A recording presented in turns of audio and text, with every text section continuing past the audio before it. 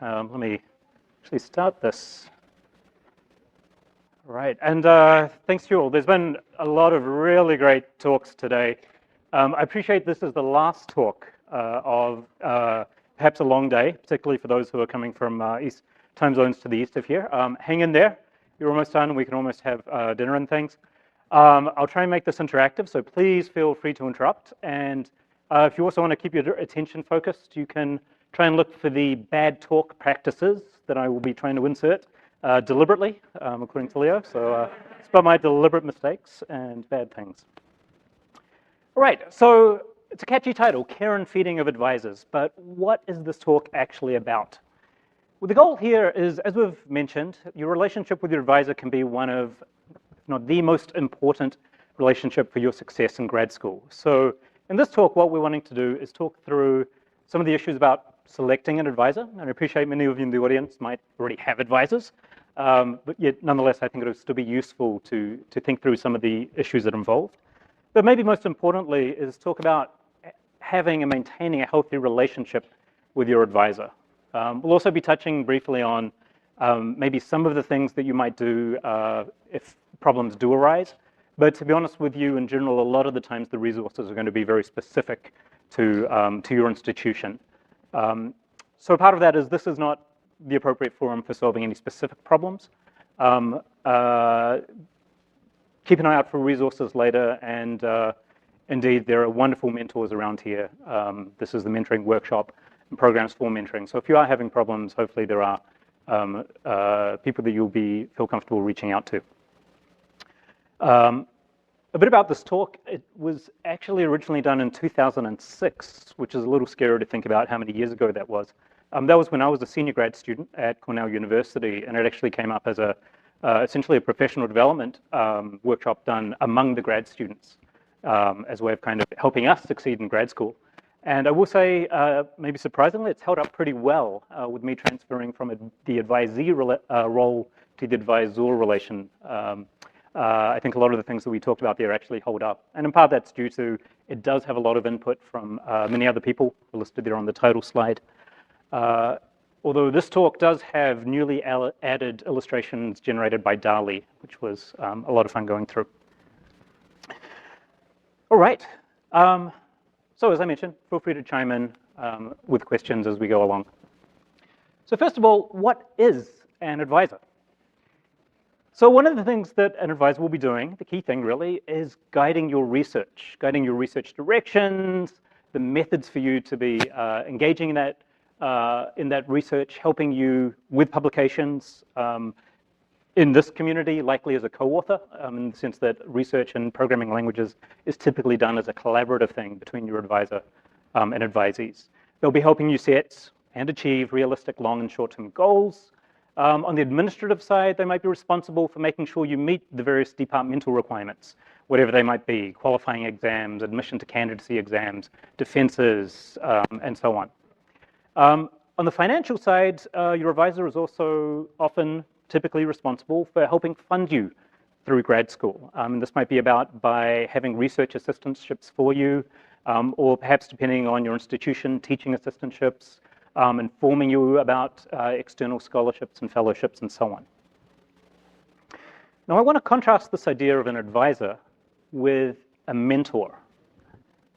Now a mentor is somebody who helps you grow and develop your career. And this involves many aspects. It might be helping you get involved in the community.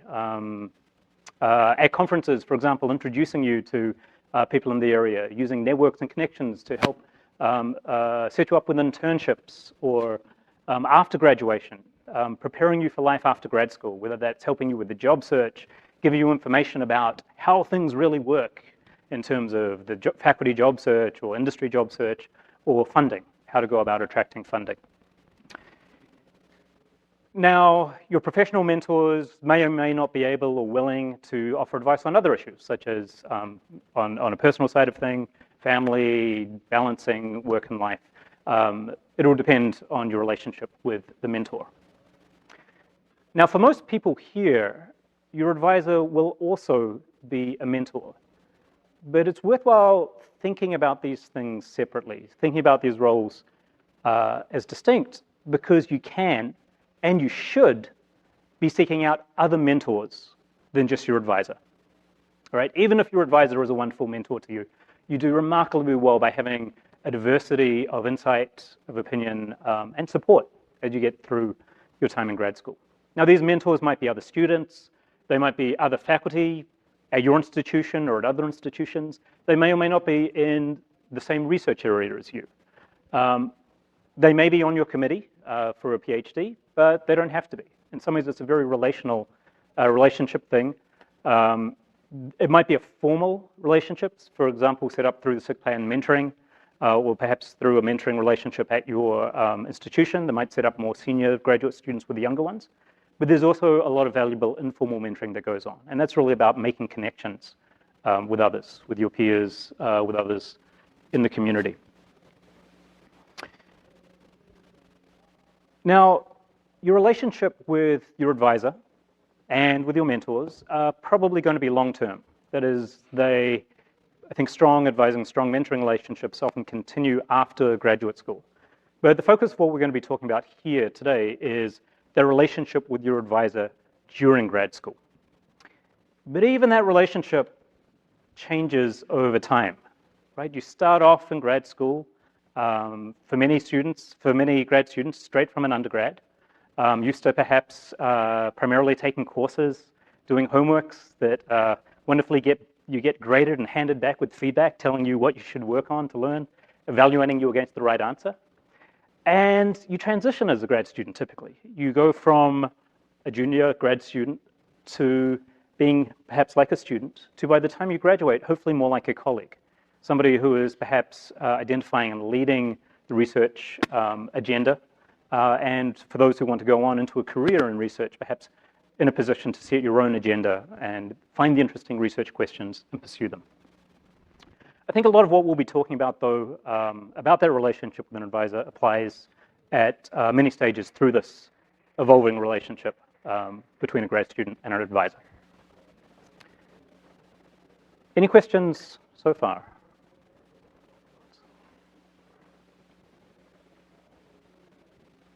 Okay. So first, I want to talk about selecting an advisor. So hands up if you're currently a graduate student. Keep your hand up if you currently have an advisor. So most of the people who are grad students here already have an advisor. For others here who might be undergraduates or, for example, master's students who are planning on going into a PhD later on, this information is maybe the most relevant about selecting an advisor. But even for those with advisors, I think thinking about some of the issues about what makes a good fit or some of the things you might think about when selecting an advisor and thinking about how those apply to your current situation is useful. Now, I'm not encouraging you necessarily to change your advisor, but just being aware of perhaps some of the things that might be going on. So if you are an advisee who is looking for an advisor, here are some things to think about. Now, say what I'm going to tell you, and indeed a lot of this talk is what I like to call obvious in hindsight, right? This is information that somebody tells you and you go, well, yeah, of course, I would have thought of that. The value of talks like this is that you may not think of it yourself, right? So these might be things that we go through and you say, well, that makes a lot of sense. But hopefully, by talking about it in this talk, it will be something that ends up in your mind at the right time when it's relevant for you to be thinking about. So clearly, of course, you might be wanting to think about on the academic side, the research area. Is a potential advisor actually working on stuff that you're interested in? You may also want to think about where that research area will lead you career-wise, if it's something that you're excited about that has potential afterwards, or it may just be something that you're fascinated by, interested in. Some other areas, though, on the academic side that definitely didn't occur to me when I was a naive undergrad looking into grad schools was thinking about an advisor's career maturity, whether they're tenured, particularly in the US, that's an issue, how famous they are or well-known within their area. So to grossly overgeneralize, you might think about a more junior professor, so somebody who is earlier in their faculty career path as being somewhat young and hungry, in the sense that they might have more time to spend with their students on research. By contrast with somebody who is more advanced in their career, who might have, for example, additional administrative responsibilities, might have less time to spend on research. Again, I say this is a gross overgeneralization. Individuals are going to vary immensely. There are very senior people who have an immense amount of time and energy to spending on research, of course. But nonetheless, when you're thinking about advisors, thinking about where they are on their career path, on their career trajectory, and what that might mean for you as one of their advisees. Their expectations of you might also differ in the sense of how much time they're expecting their students to be able to put in. We'll talk more about that soon. Who's familiar with the tenure process?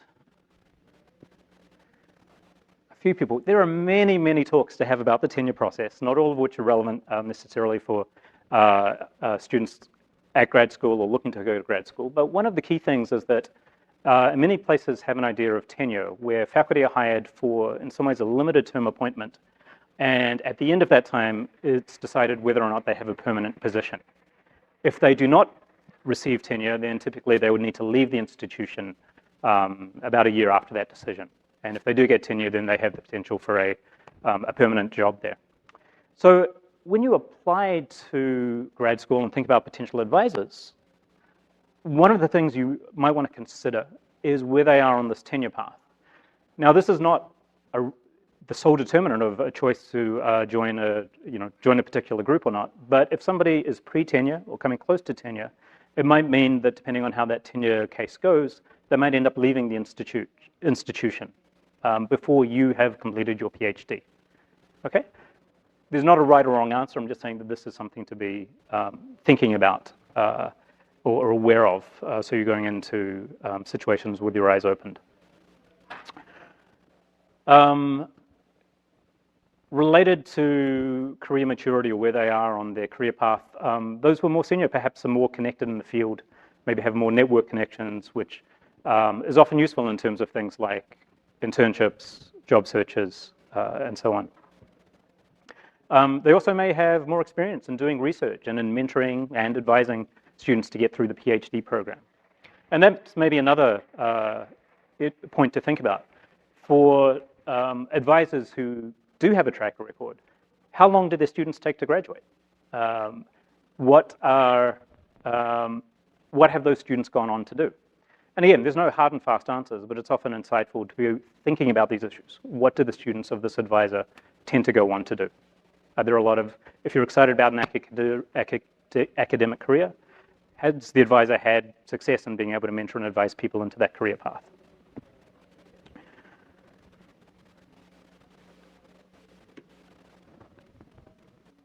Another key aspect to thinking about with an advisor is the advising style that they might use.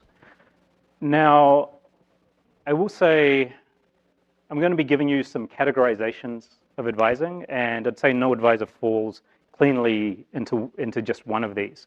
And indeed, I think some of the best advisors are able to adapt their advising style based on the student.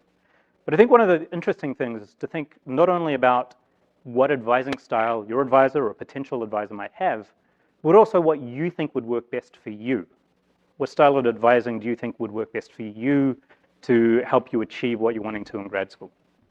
So one might be whether or not an advisor provides close supervision, perhaps regular meetings, really engaged in the research, or is more hands-off, giving a student the freedom to explore, to find successes or failures on their own, perhaps with relatively hands-off guidance. There's actually a great set of categories devised by Joanne Martin, who's a professor of organizational behavior at Stanford, where she classifies advising into authoritarian, coach, or laissez-faire. So the idea, and again, these are not strict categories, and advisors, will quite possibly fall into multiple ones or even move between them over time. The idea is the authoritarian advisor is likely to set the goals for research, to lay out the tasks for the research, often in some detail. Such advisors often welcome conflict, expecting you to speak up and to be active throughout the research process. The coach, on the other hand, might seek to set goals jointly with the student. There might be a lot of guidance in the beginning or in the planning phase of research, but often not much during the research itself. So one catchphrase is active in the planning stage, passive during the process, active in the evaluation stage. This laissez-faire category, laissez-faire advisors are described as friendly and constantly supportive, but it's not necessarily certain you'll learn much from them, right? They'll maybe be relatively inactive on the research task unless you take the initiative, but they're going to be supportive throughout and generally available. So attractive as a laissez-faire advisor might seem at first, right? They're supportive, they're there, they let you roam free to explore that amazing research landscape. It's perhaps a high-risk strategy, right? In some ways, it's only likely to work if you perhaps already have strong research skills or are able to pick those up on your own independently. And you know what you want to do. You know what you want out of your time in grad school, perhaps the direction you're going in.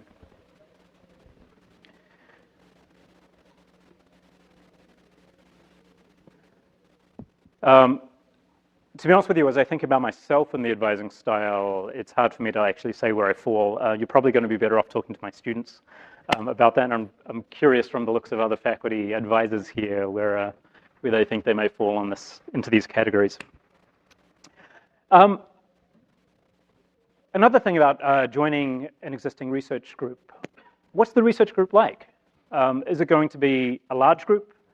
Is it going to be just you and the advisor? And I know, for example, my first student when I started as faculty, it was just me and them, right? I didn't have an existing group. And of course, there's pluses and minuses to both, right? With one student, I was able to spend a lot of time working with that student. We worked together on a lot of things. By contrast, there wasn't a whole lot of other resources, a whole lot of other natural potential mentors for that student to be working with, other, for example, more senior graduate students, and so on.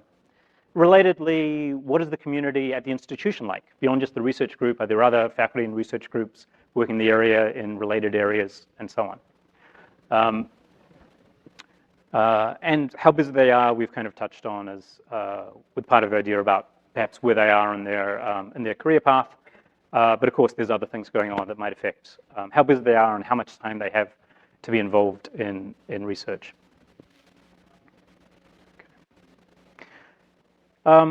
Maybe one other aspect I'd point out that is actually really important is just the personal relationship between you and your advisor. This is going to be a relationship for 4 or more years. I was in grad school for 7, and last I looked, the average for North America was about 6 years for a PhD. So this is a long relationship. And so do you think that you will get on with the advisor, that their working style will be one that that will match yours? Okay, so I've given you a whole lot of things to think about, a whole lot of dimensions. How do you actually go about evaluating this? What are some things you can actually do? Again, it's going to depend on your exact situation, but if you are, for example, a first-year PhD student at an institution that encourages you kind of shopping around or finding an advisor during that first year, you could actually be taking courses with some of the potential advisors, getting to know them that way. Regardless of that, you can talk to students of potential advisors. POPL is a wonderful place to do that.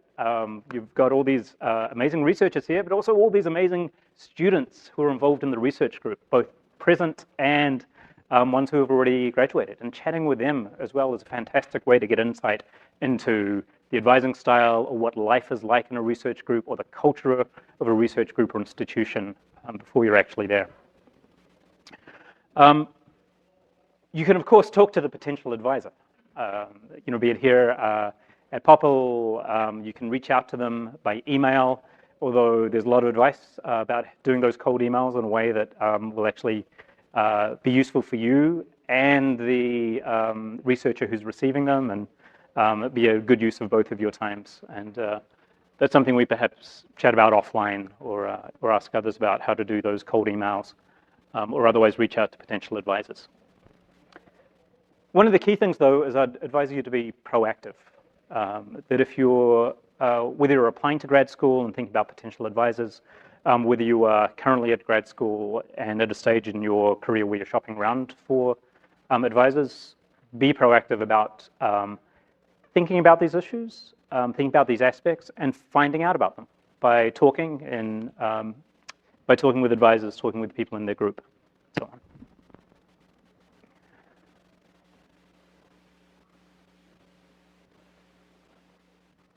One thing I will say, for those, let me ask you a question. For those who either are at grad school or for those who have finished with the grad school, who are at grad school, were you in a grad school where the culture was that you could shop around an advisor? Hands up if you were shopping around. Okay, not many, a handful. Hands up if your grad school, the culture was you were admitted to a particular research group with the intention, with an advisor relationship kind of at least presumed, if not formally established. A bit more, okay. I was in the former group in the sense that at Cornell University at the time, there was very much a culture of being admitted to the program and then spending the first year exploring. One advice I'd say for shopping around, or even if you are in an existing group and chatting with other faculty, is really just to be clear and honest about what's going on. So it doesn't come as a surprise that to anyone involved, either your potential advisor that you might be talking with, or your current advisor, someone else that you have been talking about research with somebody else, right? So just this idea of being clear and open about potential collaborations and research that you might be involved with is something that I think is really important. And we'll actually be touching in a lot more detail about communication, the idea of making sure that communication with you and your advisor is clear.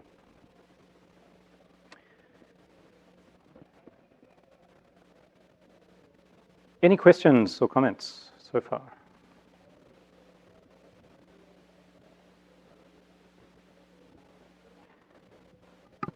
Yeah. I guess if you're not currently at university, do you have any advice about cold emailing advisors or Googling? Yes, I do have advice. I'd say a couple of things are, one, use your networks. If you have a current research advisor in undergrad or master's or whatever, they might very well know the person that you're interested in working with. So talking with them about it and maybe being able to be introduced that way is wonderful. You are here at a mentoring workshop. You are here with a whole lot of people of varying stages of their career who are excited about helping those who are new to the community be set up and succeed. So talking here and networking here is fantastic. But in general, yes, going and looking and seeing, don't apply to a place just because of the name. Apply to a place because there are people you want to work with there who are doing exciting things. And you figure that out by, yes, definitely asking others, like who's doing exciting work in program synthesis, whatever else. But also go and look at web pages. Look at the web pages of researchers, see what they're working on recently, not their research from 10 years ago, which may or may not be the direction they're heading in, but their recent research, the recent work. If you do reach out to them, my advice is reach out with an email that is specific to them, that indicates that you've actually had a chance to look at their website, look at their work, that you're excited about it. Don't reach out with just a vaguely generic, hi, I'm interested in being a PhD student with you, perhaps, maybe. If there's something that you're wanting from that, it'd be great to talk with you briefly. That might be something that's worthwhile asking specifically. It's often easier for faculty to have a 15-minute video call than it is to write an email. And so figuring out what, on the flip side, what you can do to make life easy for the advisor to respond and make that connection and help them figure out if it's going to be a good relationship.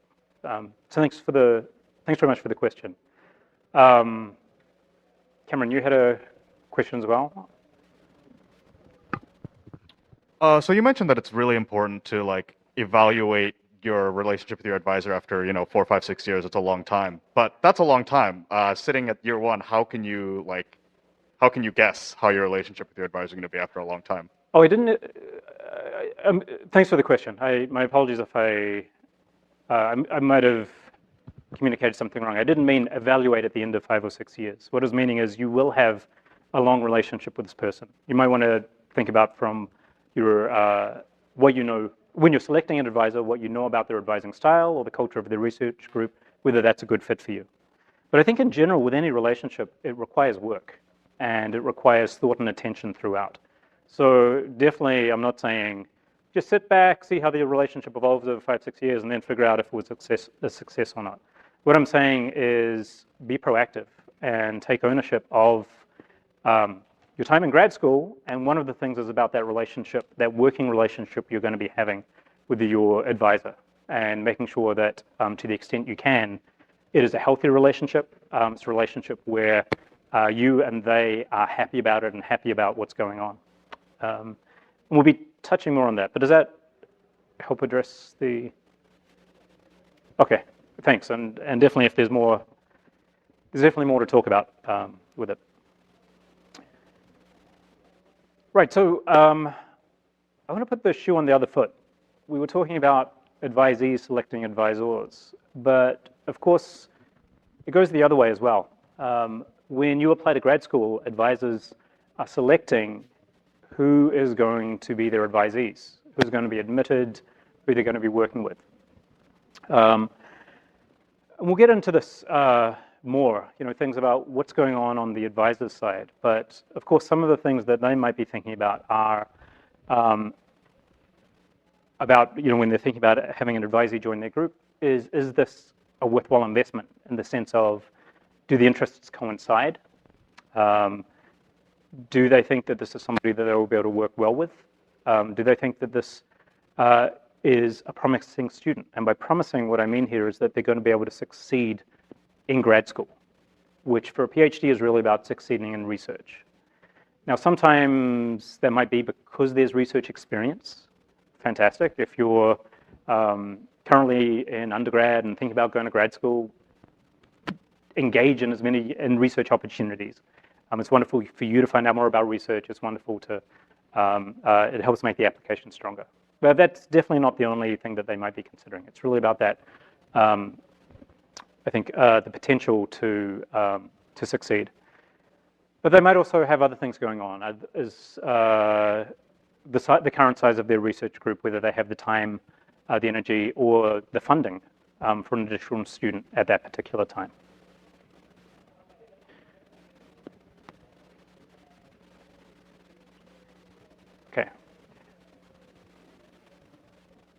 Okay, so that was about selecting an advisor, but I think as we were talking through that, there's kind of this idea that there might be a whole lot of things going on both sides of the advisee-advisor relationship. This slide really starts touching on perhaps some of the constraints that an advisor might be under. So let's turn and start looking at the relationship with an advisor. To be honest with you, for me, one of the key things about relationships, and particularly successful working relationships, is really about expectations. Expectations that one party might have of the other one. So here's a laundry list of expectations that a student may have of their advisor. You might have expectations about time. How much of your time are you expecting to spend on research? Relatedly, how many courses are you planning on taking in your first year, in your second year, in your nth year? How much time are your teaching responsibilities going to take if you're required to teach?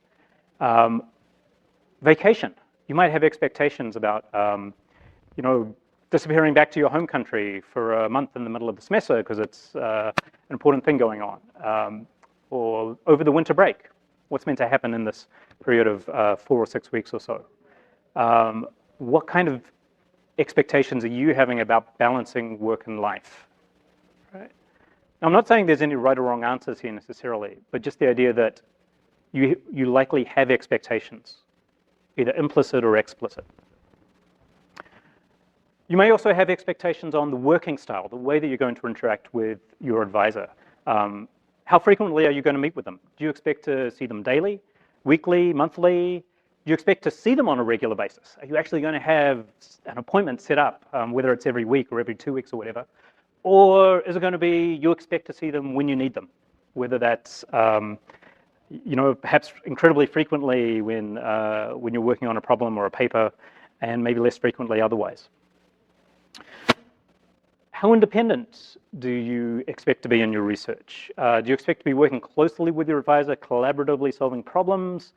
Or do you expect it to be kind of working very independently, perhaps reporting back on progress and just seeking very high-level guidance? And of course, that's related to the different kinds of advising styles we talked about. One great one is front-loading versus back-loading. Do people know these terms? Okay, so if you have a job to do, if you have a problem set, an assignment that's due on Sunday night, and it's currently Monday, do you start working on it now? Do you say, I'm going to leave that till Sunday morning? All right, so most people are somewhere in between. Front-loading is kind of when you take on a task as soon as you can and try and complete it. Back-loading is perhaps waiting until the last minute to do it. In the end, there's no right and wrong answer, and there's pros and cons to both. I personally tend to be a front-loader when I can, and being a front-loader means you have to be really good about saying, I've spent enough time on this and I'm stopping, so it doesn't take up a huge amount of time. But there might be expectations about about whether you front-load or back-load, and again, either explicitly or implicitly. Research questions. Do you expect your advisor to give you problems and the projects that you should be pursuing? Or do you expect to come up with them yourself? Do you expect that, it's your PhD, you should be the one finding the questions that you want to pursue?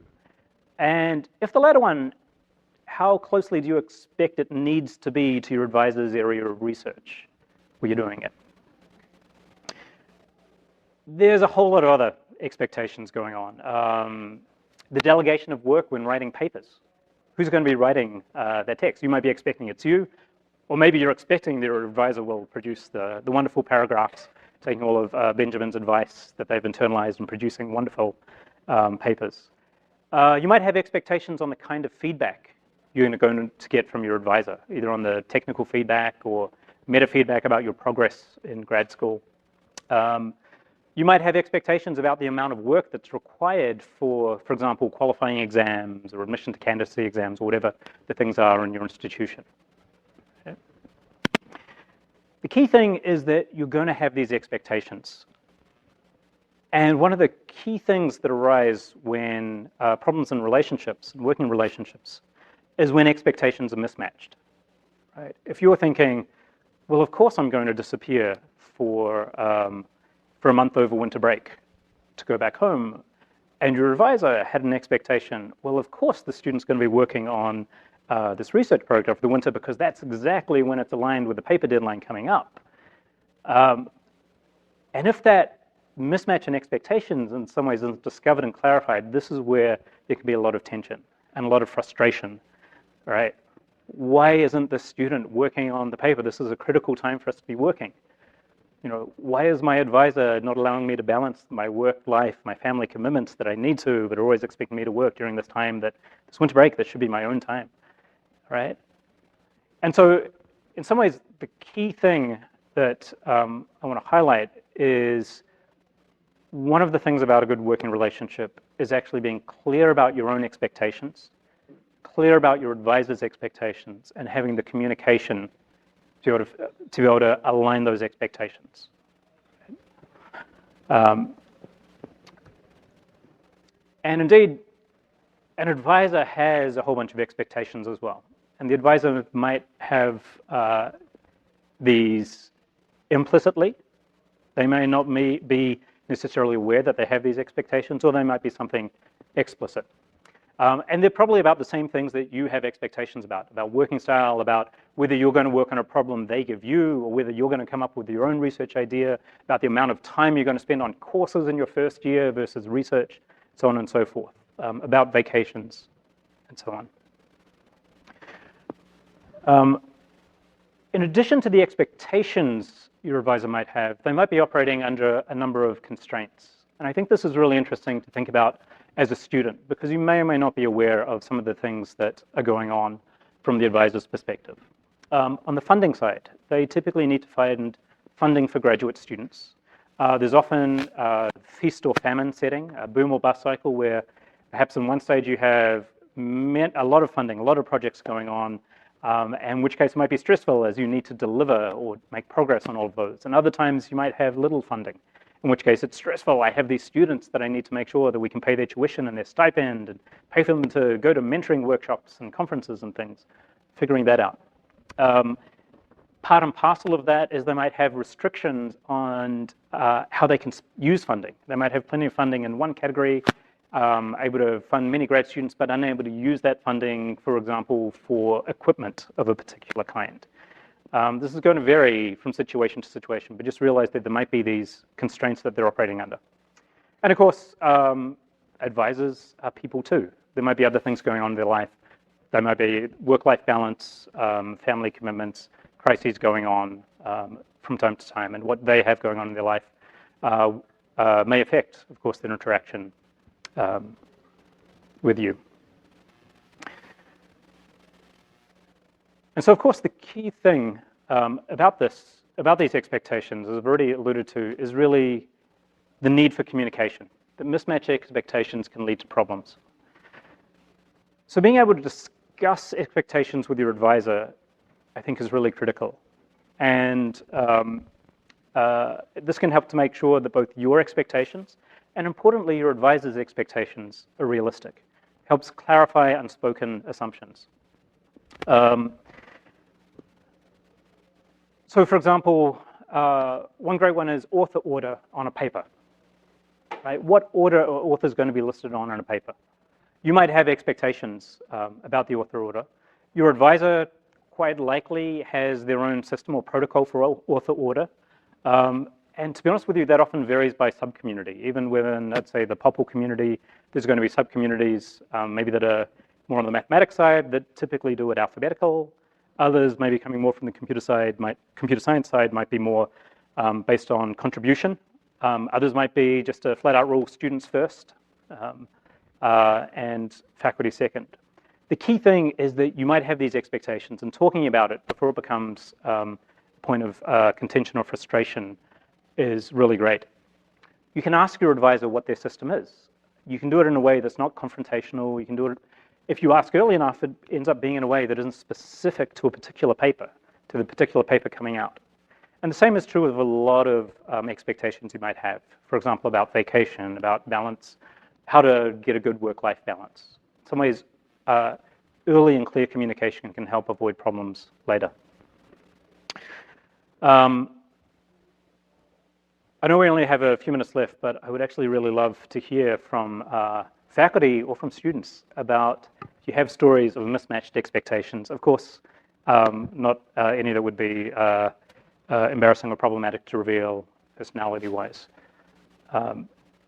While you think about that, one quick one for me: I was a first-year grad student. I'd worked for a while before going back to school. It's like, fantastic, I'm at university, we have these incredibly long summers. Of course I'm going to disappear for 2 or 3 months over summer, do fun things, go traveling.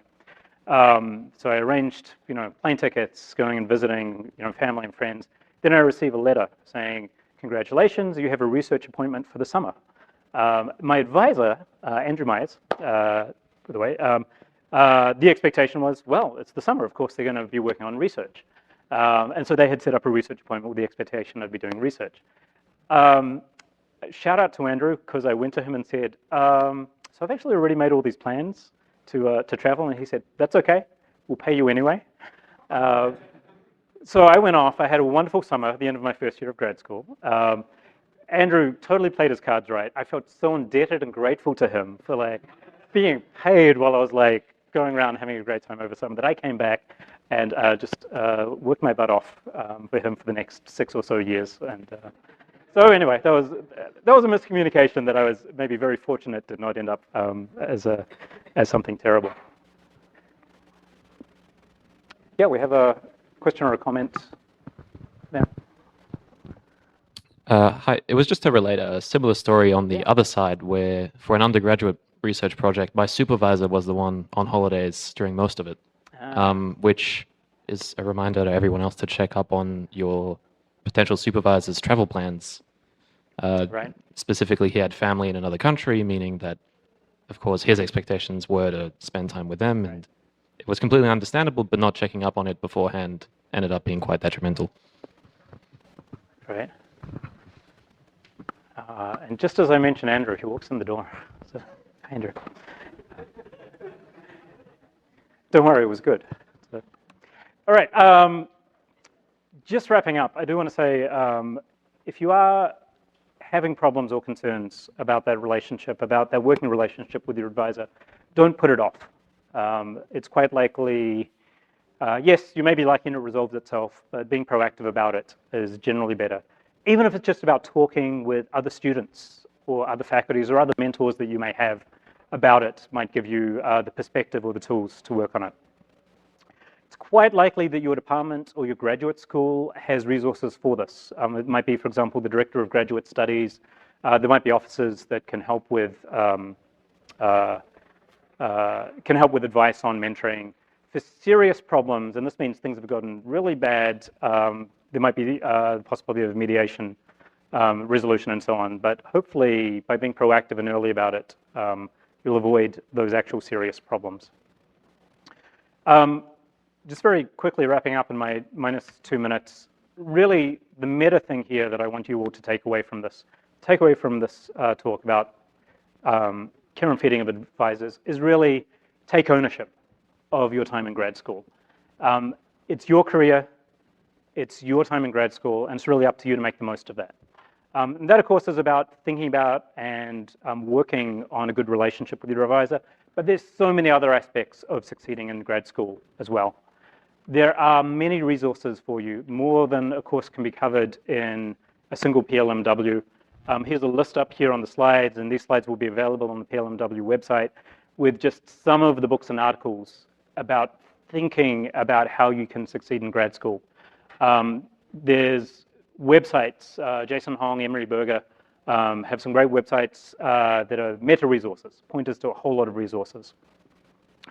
And of course, we touched on mentoring at the beginning, and mentoring is also something that requires care, thought, and attention. Kudos to you all for coming to a mentoring workshop and actually thinking about taking that step of taking your research career in hand. But there's also a lot of opportunities, including the SIG Plan mentoring workshop. But even once you're in a mentoring relationship as a mentor or a mentee, thinking about how to make the most of that. And again, looking that up is incredibly worthwhile. I'll just close by saying, as we talked about, the relationship that you might have with your advisor changes in your time at grad school. And the needs that you have for succeeding in grad school also change. So I'd really recommend that take a look at something like this, something like these lists of resources, maybe once or twice a year, because what resonates with you, what speaks to you, and what's important for you to take the next step in your time in grad school and beyond is going to change. So kind of continually refreshing is worthwhile. Thanks very much for your time. If we have time, I'm very happy to have questions. Otherwise, I'll be here for a bit longer to chat offline or individually. Let's first give an applause.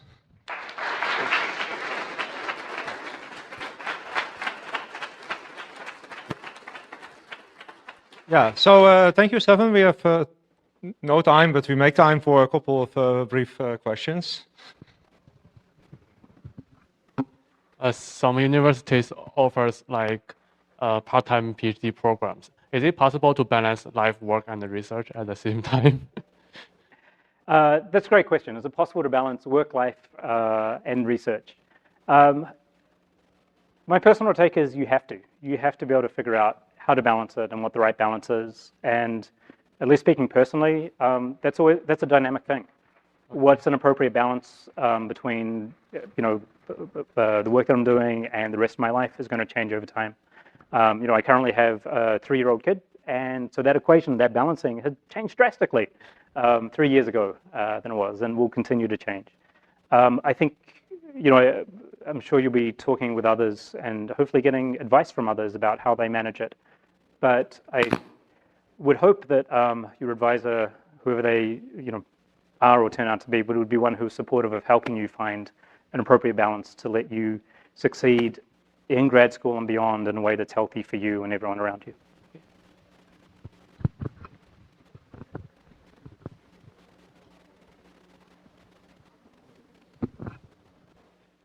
Thank you very much for this talk. It was fantastic. I mean, yeah, very insightful.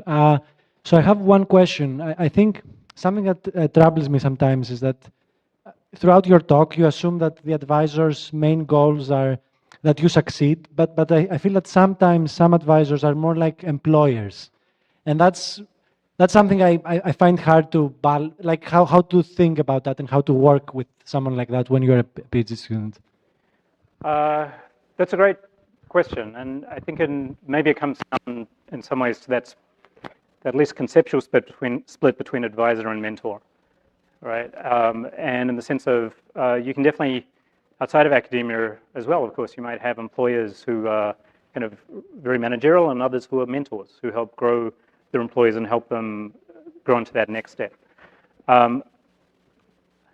I think it's going to, of course, vary from situation to situation, but I think at a high level, that idea of seeking mentorship broadly can help, even if it's along the lines of seeking advice, guidance, and insight into the relationship with the advisor, understanding what it is that they are wanting from that working relationship, and thinking about what you want, and whether it's aligned, or whether you're able to get what you want from it, and seek things else, other mentoring elsewhere, for example.